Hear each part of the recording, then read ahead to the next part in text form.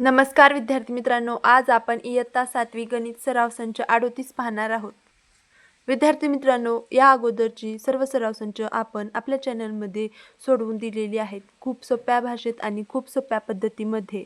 ते तुम्ही पाहिली नसतील तर आपल्या चॅनलमध्ये जाऊन इयत्ता 7वी सर्व सराव संच अशी एक प्लेलिस्ट आहे, ज्यामध्ये तुमच्या वर्गाची सर्व सराव संच उपलब्ध आहेत, ते तुम्ही पाहू शकता. चला तर मग सराव संच 38 पाहायला सुरुवात करूयात. सराव संच 38 मधला प्रश्न पहिला आहे. एका शेताची खुरपणी पूर्ण करण्यास 5 मजुरांना 12 दिवस लागतात, तर 6 मजुरांना किती दिवस लागतील? आणि दुसरा प्रश्न याच प्रश्नामध्ये आहे की 15 मजुरांना किती दिवस लागतील? असे 2 प्रश्न आहेत. तर पहा विद्यार्थी मित्रांनो, हे व्यस्त प्रमाणाचं उदाहरण आहे. व्यस्त प्रमाण म्हणजे काय? तर इथं पहा, मजूर वाढले की दिवसांची संख्या कमी होत असते, कारण मजूर जास्त वाढले तर जास्त काम होतं आणि कमी दिवस लागतात. तर हे कमी होणं म्हणजे व्यस्त प्रमाण आहे. तर आता याची उकल काय आहे हे पाहूया आपण. तर उकल असं लिहायचं आहे आणि या 2 लाईनी सर्वात पहिल्यांदा लिहायचं आहे की मजुरांची संख्या वाढली की कामाचे दिवस कमी होतात. जेवढे जास्त मजूर तेवढ्या कमी दिवसात काम होतं. तर दुसऱ्यांदा लिहायचं आहे मजुरांची संख्या व त्यांना लागणारे दिवस यांचे प्रमाण कसं आहे? व्यस्त आहे. कारण मजुरांची संख्या वाढत आहे आणि दिवसांची संख्या कमी होत आहे. तर याला आपण व्यस्तच प्रमाण म्हणतो. तर आणि तिसरी लाईन आपल्याला लिहायची आहे मजुरांची संख्या व खुरपणी करण्यास लागणारे दिवस याचा गुणाकार स्थिर आहे. समजलं तुम्हाला? आता लिहायचं आहे 6 मजुरांना खुरपणी करण्यास लागणारे दिवस एक्स मानू. आता आपल्याला काढायला काय सांगितलं आहे? 6 मजुरांना किती दिवस लागतील हे काढायचं आहे. जे आपल्याला माहीत नाही त्यासाठी आपण काय घेतो, तर एक्स मानू असं लिहितो. तर नंतर लिहायचं आहे 5 मजुरांना 12 दिवस लागतात, हे आपल्याला प्रश्नामध्ये दिलं आहे. तर इथं 5 गुणिले 12 म्हणजे 5 मजुरांना 12 दिवस लागतील. तर 6 गुणिले एक्स म्हणजे 6 मजुरांना किती दिवस लागतील? याचा गुणाकार कसा आहे? व्यस्त आहे म्हणजे सारखा आहे. त्यामुळं आपण बरोबरचं चिन्ह देऊन हे लिहायचं आहे. नंतर 6x बरोबर 12×5 60. x बरोबर 6 इकडं आल्यानंतर भागाकारामध्ये जातं. 60 भागिले 6 आणि x बरोबर 10 असं आपलं येतं. इथं पहा, ह्या बरोबरच्या चिन्हाच्या आपण हे बरोबर कसं येतं या दोघाचा गुणाकार? तर आपण पाहतो की नाही, जर मजूर आणि संख्या म्हणजे एकूण मजूर किती लागतील? ते 5 गुणिले 12 60 मजूर लागतील. आता पहा, मजूर वाढले आणि दिवस कमी झाले, तर मजूर लागायचे तेवढेच लागणार आहेत. कारण मजुराची संख्या वाढली आहे, दिवसाची संख्या कमी झाली आहे. परंतु मजूर जेवढे लागायचे तेवढेच लागत असतात. मग त्यामुळे आपण बरोबरच्या दोन्ही साईडला आपला गुणाकार सारखाच येत असतो. एकतर दिवस जास्त असतील, नाहीतर मजूर जास्त असतील. तर दोन्हीचं प्रमाण व्यस्त आहे, त्यामुळं आपण असं लिहितो. आणि नंतर येणार आहे आपलं 6 मजुरांना खुरपणी करण्यास 10 दिवस लागतील. इथं आपला आला आहे 10 दिवस लागतील. दुसरा प्रश्न, 15 मजुरांना खुरपणी करण्यास y दिवस लागतील. इथं आपण x मानलं होतं. आता आपलं तेच डबल होऊ नये म्हणून आपण दुसरं चल घेतला आहे, y मानू असं लिहिलं आहे. आता लिहायचं आहे 6 मजुरांना 10 दिवस लागतात, तर 15 गुणिले y. तर पहा, इथं पहा, आता मजूर किती आहेत? 10 आहेत आणि दिवस किती लागतात? 5 आहेत. हे मी असंच मानत आहे हां. तर मग आता पहा, इथं याचा गुणाकार किती येतो? 5 10 50 येतो. तर आता इथं पहा, मजूर किती दिवस कमी झाले. आपल्याकडे 5 दिवस राहिले. तर आपल्याला एका दिवसाला किती मजूर घ्यावे लागतील? 10 मजूर घ्यावे लागतील की नाही? कारण मजूर तर लागायचे तेवढेच लागणार आहेत. ते कमी दिवसात वापरा किंवा जास्त दिवसात. तर याचा पण गुणाकार 50 येणार आहे. त्यामुळं इथं दिवस आणि मजूर कमी जास्त केलं तरी लागणार तेवढेच मजूर लागत असतात.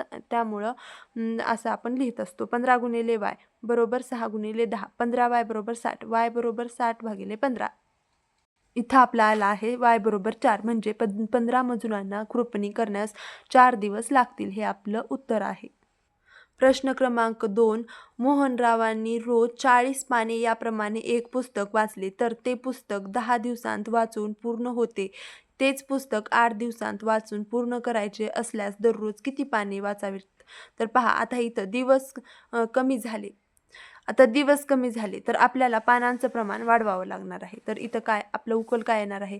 दिवसांची संख्या कमी केली तर रोज वाचावयाच्या पानांची संख्या वाढेल. दिवसांची संख्या व पाने यांचा गुणाकार स्थिर आहे. म्हणजे पहा, दिवस किती पण घ्या तुम्ही, परंतु पानं तर आहेत तेवढेच आहेत. मग ते आपल्याला गुणाकार सारखाच येत असतो. दिवसांची संख्या व पाने यांचा गुणाकार स्थिर आहे. स्थिर आहे म्हणजे सारखा आहे. पुस्तक 8 दिवसात वाचून पूर्ण करण्यासाठी रोज X पाने वाचावी लागतील असे मानू. 40 पाने रोज वाचली तर पुस्तक 10 दिवसात पूर्ण होते. तर पहा आता एक्स गुण म्हणजे इथून आपल्याला या लाईनहून काय कळतं, 40 पाने वाचल्यानंतर तर इथं यावरून काय कळतं आपल्याला की पुस्तकाला किती पानं आहेत, 400 पानं आहेत. तर 400 पानं म्हणजे 8 दिवसात वाचायला किती दिवस लागतील, तर 400ला 8ने भागल्यावर आपल्याला ते कळणार आहे. तर इथं आपल्याला लिहायचं आहे x गुणिले 8 बरोबर 40 गुणिले 10. 8x बरोबर 400. 40 आणि 10चा गुणाकार केल्यानंतर 400 येतं. x बरोबर 400 भागिले 8. x बरोबर 50. तर दररोज 50 पाने वाचावी लागतील.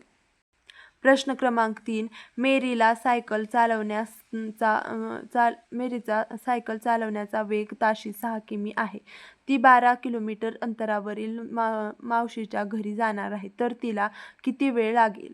तिच्या सायकलचा वेग ताशी 4 किलोमीटर झाला तर तिला किती वेळ लागेल? इथं 2 प्रश्न दिले आहेत. तर आपण याची उकल पाहू. याची उकल आहे 12 किलोमीटर जाण्यासाठी मेरीला 4 तास लागतील असे मानू. तर आपल्याला 12 किलोमीटर जाण्यासाठी किती वेळ लागेल हे काढायचं आहे. त्यासाठी सूत्र आहे वेग गुणिले वेळ. तर वेग किती आहे? ताशी 6 किलोमीटर आहे आणि वेळ आपल्याला माहिती नाही आणि अंतर जायचं आहे तिला 12 तास. तर आपल्याला हे समीकरण सोडवून मिळणार आहे x बरोबर 12/6 आणि x बरोबर आपलं उत्तर येणार आहे 2. तर ताशी 6 किलोमीटर वेगाने 12 किलोमीटर अंतर जाण्यासाठी मेरीला 2 तास लागतील. आता दुसरा प्रश्न, वेग 4 किलोमीटर झाल्यास लागणारा वेळ y मानू. आता 4 गुणिले y करा बरोबर 12 घ्या. वेग गुणिले वेळ करायचा आहे इथं आणि 4y बरोबर 12. 4 हे बरोबरच्या इकडच्या साईडला गेल्यानंतर भागाकारात जातं आणि 4 12. y बरोबर 3 आलं. तर ताशी 4 किलोमीटर वेगाने 12 किलोमीटर अंतर जाण्यासाठी मेरीला 3 तास लागतील. प्रश्न क्रमांक 4. एका शासकीय गोदामातील धान्यसाठा 4000 माणसांना 30 दिवस पुरतो. तर तो धान्यसाठा 6000 माणसांना किती दिवस पुरेल? याची उकल आहे माणसांची संख्या व धान्यसाठा पुरणारे दिवस यांचे प्रमाण व्यस्त आहे व यांचा गुणाकार स्थिर आहे. म्हणजे 6000 माणसांना धान्यसाठा x दिवस पुरेल असे मानायचं आहे आपल्याला. जे काढायचं आहे त्याला आपण x मानायचं आणि 6000 गुणिले x बरोबर 4000 गुणिले 30 करायचं आहे. यावरून आपल्याला कळणार आहे की एक टोटल माणसांना किती धान्यसाठा लागतो. तर x बरोबर 12 पहा या दोघाचा गुणाकार केल्यानंतर 4 12 आणि या 4000चे 3 शून्य आणि याचं 1 शून्य आणि 6000 घेतलं भागाकारात आलं इकडं बरोबरच्या साईडला आल्यानंतर आणि हे 3 शून्य ह्या 3 शून्यांना कटलं राहिलं किती 120. आता ह्याचा गुणाकार भागाकार केला 6 1 6 6 दुणे 12 आणि उरलेलं शून्य हे आपला भागाकार आला आहे 20. म्हणजे 6000 माणसांना धान्यसाठा 20 दिवस पुरेल हे आपलं उत्तर आहे. तर पहा विद्यार्थी मित्रांनो, अशीच तुमच्या वर्गाची सर्व सराव संच पाहण्यासाठी आपल्या चॅनलला सबस्क्राईब करून बेल आयकॉन प्रेस करा. सबस्क्राईब करायला आणि लाईक शेअर करायला तुम्हाला कसलेही पैसे लागणार नाहीत. तुम्हाला याचा फायदाच होणार आहे. तुम्हाला माझ्या सर्व व्हिडिओचे तुमच्यापर्यंत नोटिफिकेशन पोहोचणार आहे आणि माझे सर्व व्हिडिओ तुम्हाला एकदम फ्रीमध्ये पाहायला मिळणार आहेत. तर लाईक शेअर सबस्क्राईब नक्की करा. धन्यवाद.